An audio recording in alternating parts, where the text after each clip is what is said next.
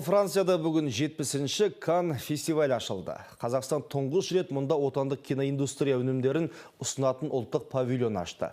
Халықаралық кино байқауы шеңберінде әнші Димаш Құдайберген де өнер көрсетеді. Ал кеше Димаш әлемдік деңгейдегі әншілердің қатысуымен өткен қайырымдылық кешінде тамылжылған даусымен көрермендерді баурап алды. Димаш Құдайбергенді Париж төрінде өткен Global Gift Foundation кешіне Ева Лонгорияның өзі арнайы шақырған екен. Әлемге танымал жұлдыздар мен бизнесмендер бас қосатын бастаманы мақсаты мұқтаж жандарға арнап қаржы жинау. Қытайдағы I'm a Singer байқауы арқылы әлемге танылған қазақ әншісін кеш қонақтары ұйып тыңдады.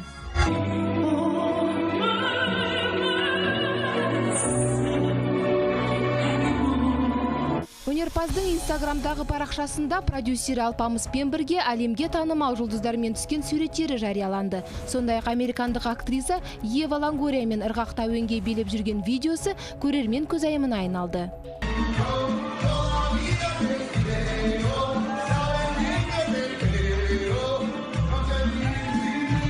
Димашты бір рет тыңдаған адамның құлағынан оның дауысы кетпейді. Әншінің өзі Европа төрінде жүрсе де, оның бейнесі енді алматылықтардың көз алдында тұр.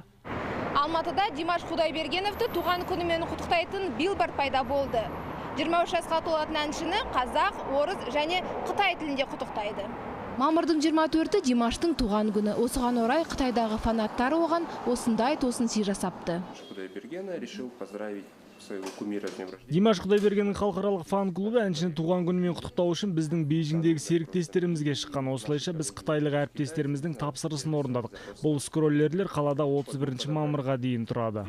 Алайда қытайлық ақпарат агенттіктерінің мәліметінше қазақстандық жұлдыз туған күнін өз елінде атап өтпейді. Димаш туған күніне орай Бейжіңде шоу бағдарлама жасауы мүмкін.